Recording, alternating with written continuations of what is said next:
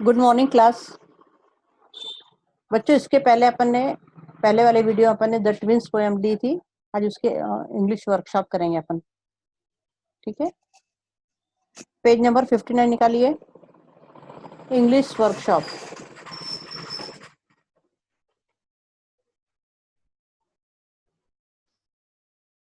देखिए, पहला दिया है, फर्स्ट क्वेश्चन है रीराइट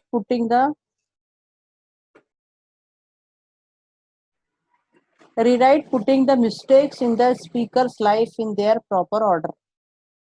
यहाँ पर कुछ लाइनें लिखी हुई है पोएम के अकॉर्डिंग, अपने को उसको सीरियल नंबर से लगाना है। ठीक है, जैसे फर्स्ट स्टैंजा में क्या था, सेकंड स्टैंजा में क्या था, उसके अकॉर्डिंग अपने कोई लाइनें कंप्लीट करनी, लगानी है। पहला देखिए, ए दिया है, he got beaten up often at school. ये फर्स्ट स्टैंजा का है क्या?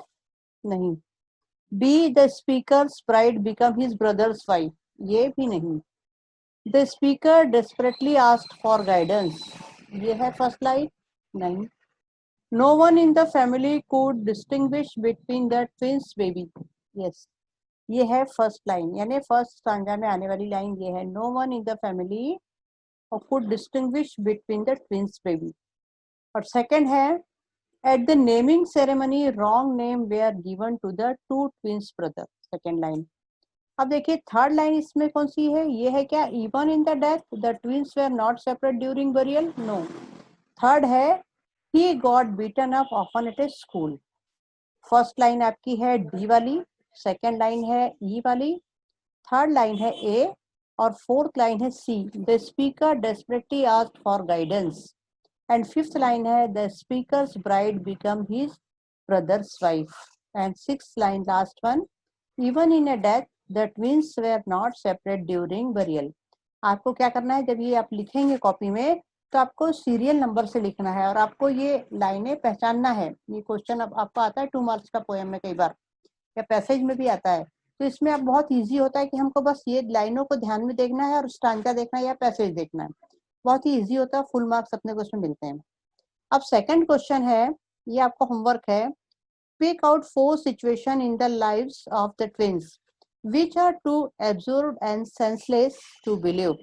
इसमें 4 ऐसी बातें आपको ढूंढ के निकालना है ये पूरी पोएम में, चारों स्टांजा में, कि जो एकदम कैसी थी, फुलिश। एब्सर्ड मीन्स फुलिश, और सेंसलेस जिसका कोई मतलब नहीं होता। ऐसी जो हाइपरबोल शब्द इसमें जो बोले हैं कवि ने, जो डाले हैं पोएट ने, वैसे 4 लाइनें आपको यहाँ पे सिचुएशन यहाँ पर आपको मेंशन करना है। इस पोएम को आप पढ़ेंगे और अपने मन से आप यहाँ पर इसको डालेंगे। ठीक है, जैसे यहाँ पर आप पोएम पढ़ेंगे, आपके अकॉर्डिंग सबके अलग अलग आंसर हो सकते हैं। तो ये चारों आपके लिए होमवर्क है, इसको आप होमवर्क करेंगे। ठीक है, अब उसके बाद है थर्ड क्वेश्चन। थर्ड क्वेश्चन में देखिए, कंप्लीट द वेब डायग्राम। ठीक है, कंप्लीट द वेब डायग्राम। यहाँ पर दिया है, poet uses humour to. Poet यहाँ पर ह्यूमर क्यों क्रिएट करना चाहता है, क्यों करना चाहता है, उसका क्या इंटेंशन है? यहाँ पर पोएट का ह्यूमर मीन्स हंसी मजाक है ना, कॉमेडी करना। क्यों करना चाहता है पोएम? कोई भी चीज अपन पिक्चरों में भी देखते हैं, तो ये एक्टर रहते हुए एक्टिंग, सॉरी, कॉमेडी क्यों करते हैं? ऑडियंस को हंसाने के लिए, है ना, हैप्पी करने के लिए। तो यहाँ पे देखिए, पहले दिया है पर क्रिएट लाफ्टर, यानी हंसी मजाक के लिए। सेकंड यहाँ पे दिया है मेक रीडर्स हैप्पी, यानी लोग जो पढ़ रहे हैं उनको खुश करने के लिए। और उसके बाद अपन लिख सकते हैं टू क्रिएट गुड मूड।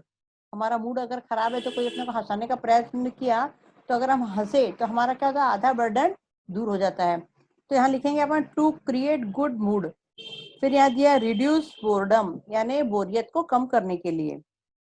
अब देखिए, to entertain readers to have a sense of humour.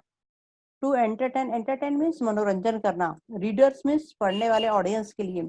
To have a sense of humour, यानी लोगों को हंसाने के लिए कोर्स में इस पोएम को रखा गया है। ठीक है, इस प्रकार आपने को ये वेब डायग्राम कंप्लीट करना है।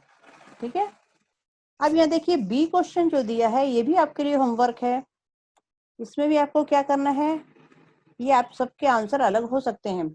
Right any 2 lines from the poem that you find most humorous. इसमें ऐसी 2 लाइनें आपको लिखना है जो आपको सबसे ज्यादा, जिसको पढ़कर आपको हंसी आई हो।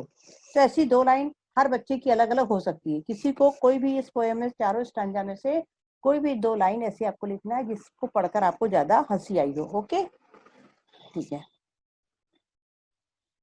अब पेज नंबर निकालिए।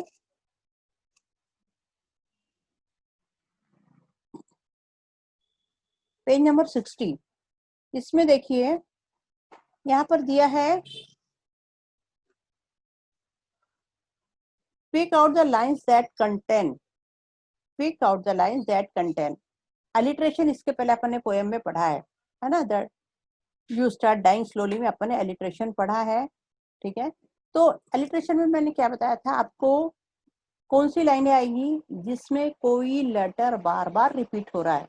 ये आपका होमवर्क है, नेक्स्ट टाइम मैं इसको आपको करवाऊंगी। अगर आपको नहीं आया तो पहले आप इसको कर कर देखेंगे, ठीक है। एलिट्रेशन यानी कोई शब्द का बार बार पुनरुच्चारण करना, कोई शब्द बार बार या कोई लेटर बार बार आ रहा है तो वो लाइनें यहाँ पर आएगी, ठीक है। और पन मीन्स होता है श्लेष अलंकार। श्लेष अलंकार में कोई भी शब्द का क्या होता है, द्विअर्थ। एक ही शब्द के 2-3 अर्थ निकलते हैं ना, तो वैसे कौन कौन से शब्द इस पोएम में आए हैं वो वाले अपने को यहाँ पे लिखना है। और हाइपरबोल मैंने आपको बताया, क्या बताया मैंने, अतिशयोक्ति अलंकार यानी छोटी बात को बढ़ा चढ़ाकर बताना।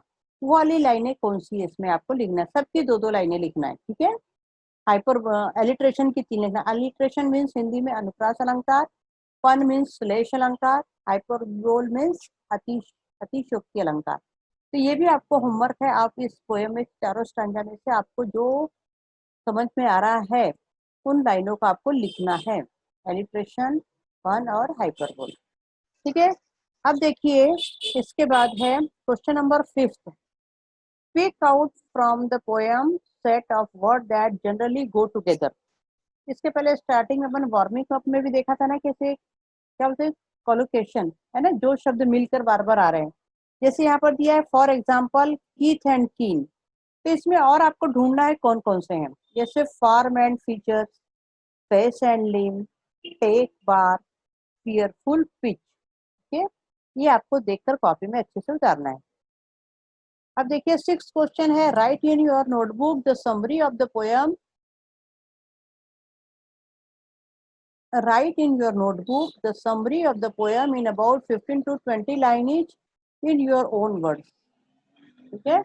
Can you suggest another humorous title. ये आप सब बच्चे इसको अगर अपने मन से करेंगे तो बहुत अच्छी बात है, ठीक है। अब है क्या करना है इसमें, आपको इस पोएम की समरी लिखना है ना। इसको आप हिंदी में ट्रांसलेट करके भी लिख सकते हो, ठीक है। और अगर you can suggest another humorous title, जैसे इसमें तो ट्विंस करके टाइटल दिया है, अगर आपको कोई दूसरा भी शीर्षक सूझता है तो आप लिख सकते हो। अब देखिए 7th क्वेश्चन है, write and appreciation of the poem with reference to all point mentioned on page 5। Page number 5 में देखो एप्रिसिएशन आपको पता है अपन ने इसके पहले यू स्टार्ट डाइंग स्लोली में भी लिया है, टीन एजेस में भी लिया है, बास्केटफुल ऑफ मूनलाइट में भी लिया है। तो हर पोएम के साथ आपको 5 मार्क का एप्रिसिएशन आता है। एप्रिसिएशन में देखिए यहाँ पर मैंने दिया है, सबसे पहला क्वेश्चन होता है टाइटल। टाइटल में देखिए, टाइटल मीन्स पोएम का नाम क्या है, क्या है, द ट्विंस, ओके। फिर सेकंड आता है पोएट्स नेम या ऑथर्स नेम, पोएट्स नेम और ऑथर्स नेम। तो इसमें कौन है, हेनरी एस लेक, ठीक है। पोएट का पोएम के एकदम लास्ट में जो नाम लिखा रहता है वो है, वो लिखना है आपको। इसमें राइमिंग स्कीम भी आपको निकालना बताया है, कैसे निकालना है। तो राइमिंग स्कीम इस पोएम की क्या है, ए बी ए बी, ठीक है। और सेंट्रल आइडिया, सेंट्रल आइडिया है इसमें the problem faced by one of the identical twins, यानी कोई भी ट्विंस को जीवन में कौन सी परेशानियां आती है, ये पोएम का थीम है, ओके। अब फिगर ऑफ स्पीच इसमें कौन कौन सा है, एलिट्रेशन है, हाइपरबोल है, और एक है फन। कौन सा है, फन, PUN, ठीक है। फिगर ऑफ स्पीच आप लाइनें अगर पहचान के लिख सकते हो तो यहाँ पर एग्जांपल में डाल सकते हो, अगर नहीं लिख सकते तो आप सिर्फ नाम लिखेंगे तो भी आपको 1 नंबर मिलेगा। अब दिया है why I like the poem, मुझे ये पोएम क्यों पसंद है। हमने इसके पहले भी आपको बताया कि बहुत ही सिंपल भाषा में, बिल्कुल सिंपल शब्दों में आपको लिखना है, because this is a very funny poem, क्योंकि ये बहुत ही मजाकिया पोएम है। It is very easy and simple for understand. ठीक है, अगर हमने इतना भी लिखा तो हमको इसके नंबर पूरे पूरे मिलेंगे। तो इस वीडियो में आपका जो होमवर्क दिया वो होमवर्क करेंगे आप, और ये आपकी सेकंड पोएम भी कंप्लीट हो गई 2.2 की। अब इसके बाद अपन